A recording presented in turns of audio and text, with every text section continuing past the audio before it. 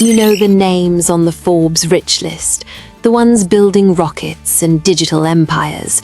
Well, there was one family in history that would look at that list and simply chuckle. The Medici of Florence. They weren't billionaires. By some modern calculations, they were the world's first trillionaires. A dynasty so unimaginably wealthy, it makes today's titans look like they're scrimping and saving for a down payment. Forget new private jet money. This was, we commissioned Michelangelo to paint God money.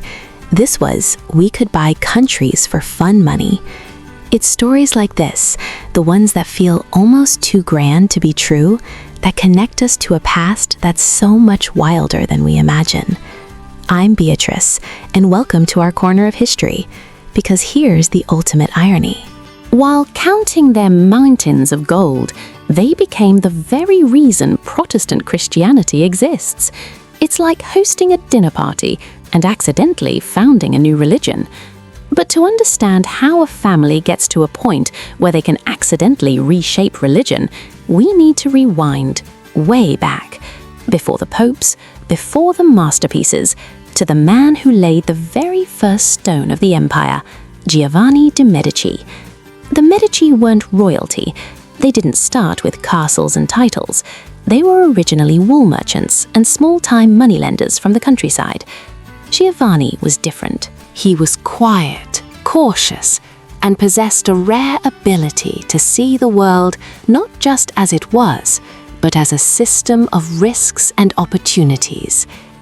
He understood the pulse of his city, Florence. It wasn't a kingdom ruled by a monarch, it was a republic, a chaotic, vibrant marketplace of ideas and power, run by guilds. And in a city like that, Giovanni knew that true power didn't come from a sword, but from a ledger. In 1397, he founded the Medici Bank.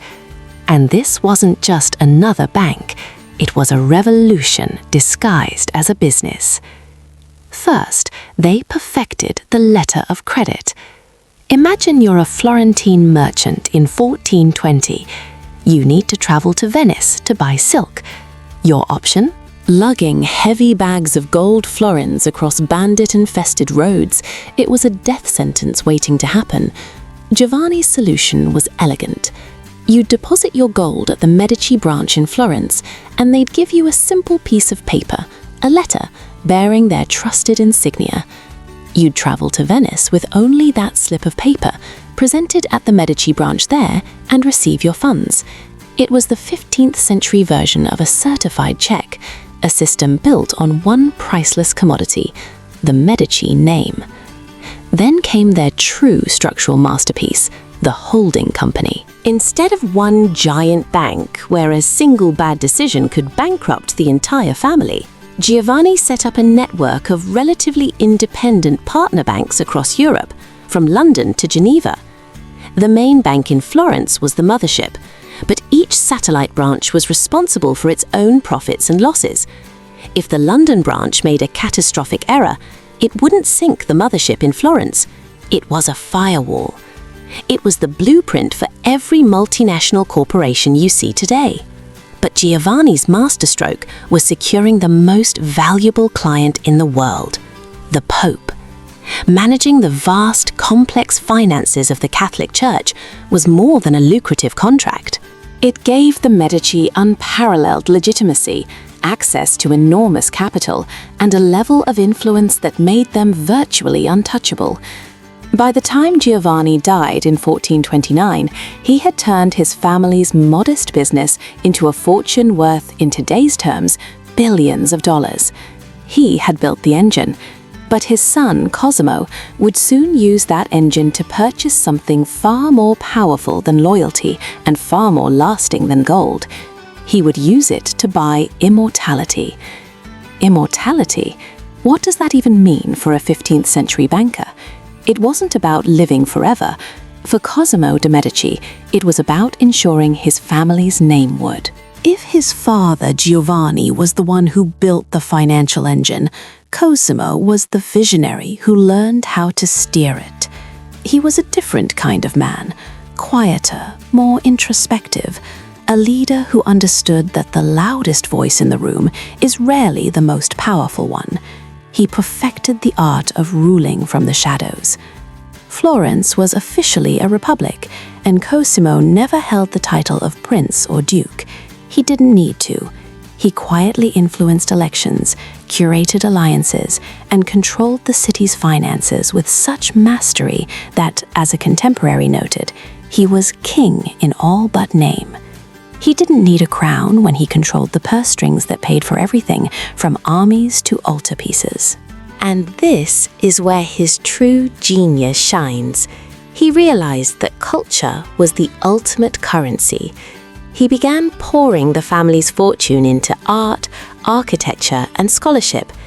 This wasn't just a rich man's hobby, it was the most sophisticated public relations campaign in history. Every time he commissioned a revolutionary bronze sculpture from a master like Donatello, or funded the creation of Europe's first public library, it was a public declaration. It said, "We are not just bankers. We are the architects of beauty, the guardians of knowledge, the very soul of this city." This patronage also served a deeply practical purpose. The church condemned charging interest, usury, as a mortal sin. By funding chapels and commissioning breathtaking frescoes, the Medici were buying spiritual goodwill, a beautiful and ingenious way to balance their earthly accounts with their heavenly ones. Cosimo didn't just spend money, he invested it into a legacy. He transformed his home into the cradle of the Renaissance. And when he died, the people of Florence didn't mourn a banker. They honored him with a title once reserved for Roman heroes, Pater Patriae, father of the country. He had successfully converted gold into something far more eternal, reverence. But reverence was just the foundation. The true masterpiece was built by his grandson, a man so charismatic, so visionary, that history remembers him with a single perfect title, Lorenzo the Magnificent. Under Lorenzo, the Medici Palace stopped being just the headquarters of a global bank. It transformed into a laboratory of genius. This wasn't a quiet, calculated rule from the shadows like his grandfather's. This was a supernova of culture. Imagine a single space buzzing with the energy of the world's greatest minds. Philosophers, poets, and painters didn't just come for a paycheck, they came for the conversation, for the fire of shared ideas. And at the center of it all was Lorenzo, spotting talent with an almost supernatural eye. He saw a gifted teenager carving stone and didn't just commission him, he invited him into his home. That boy was Michelangelo. For years, he lived in the Medici Palace, ate at the family table alongside Lorenzo's own children, and spent his days studying the family's unparalleled collection of ancient Roman sculptures. The Medici didn't just fund Michelangelo's career, they helped forge the man himself. It was in this same electric atmosphere that Sandro Botticelli, completely immersed in the Neoplatonic philosophy that swirled around Lorenzo's court, painted his ethereal masterpieces. When you look at the Primavera or the Birth of Venus, you're not just seeing an artist's work, you're seeing the visual echo of Lorenzo's intellectual world, beauty made manifest. This creative explosion was, of course, underwritten by that same immense wealth. A poet and philosopher in his own right, the money was merely the fuel. The true goal was something far higher. As he wrote himself, love is nothing other than an appetite for beauty. He wasn't just buying paintings. He was satisfying a profound hunger to see his city and the world filled with transcendent beauty. It was a conscious attempt to build a new Athens on the banks of the Arno River. This was the peak, the absolute high watermark of the Medici dynasty, a brief, incandescent moment where one family's wealth and one man's vision unleashed a creative force that defines our culture to this day. But what happens when that same ambition, that same instinct for grand gestures, extends from the palaces of Florence to the throne of God himself?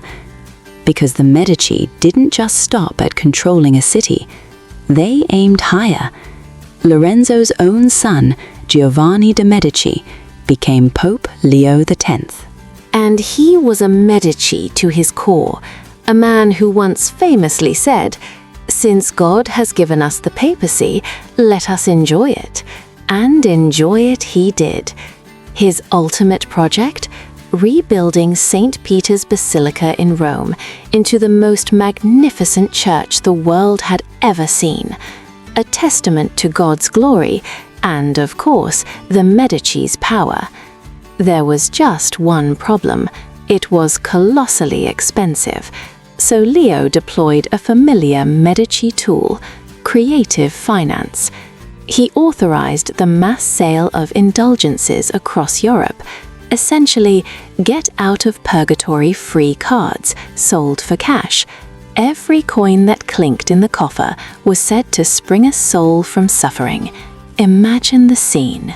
In Rome, gold is pouring in, marble is being carved, and the glorious dome of St. Peter's is rising to the heavens.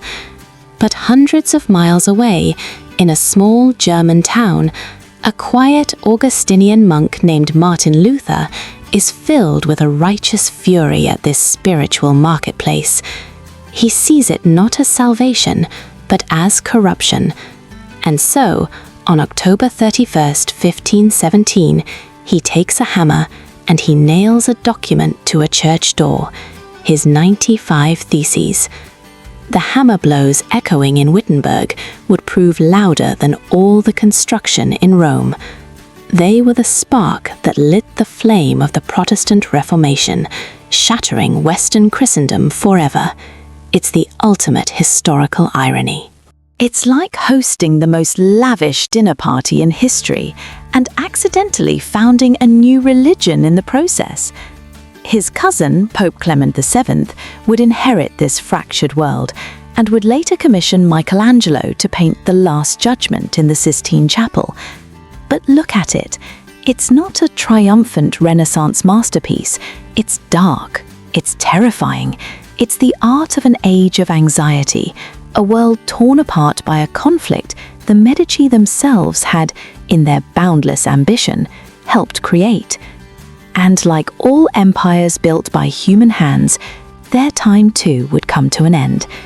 The bank, once the envy of Europe, eventually faltered. The line of succession thinned until the last Medici ruler died in 1737, ending a 300-year dynasty. It could have been a sad final chapter. Their unparalleled collection of art scattered to the winds, sold off to the private collections of foreign kings. But it wasn't. In one final magnificent act of vision, the last heir, Anna Maria Luisa de' Medici, bequeathed the entire family art collection not to a relative, but to the city of Florence itself, on one condition, that it must never leave. It was to belong to the world for all time. So when you walk the halls of the Uffizi Gallery today, or stand in awe beneath the dome of the Florence Cathedral, you are not just looking at art. You are witnessing the real Medici legacy. It leads to a final question. After all the banking, the popes, the power, what does it really mean to be a Medici today? I'll let a modern descendant, Prince Lorenzo de' Medici, answer that. He said, "It means you use your wealth for the prosperity of your community. That is the message. Power fades, but beauty and generosity are immortal." Let me know in the comments, which legendary European dynasty would you like us to explore next? The Habsburgs? The Bourbons? The Tudors? And if you believe these stories are worth telling, I'd be so grateful if you'd subscribe and join us here again.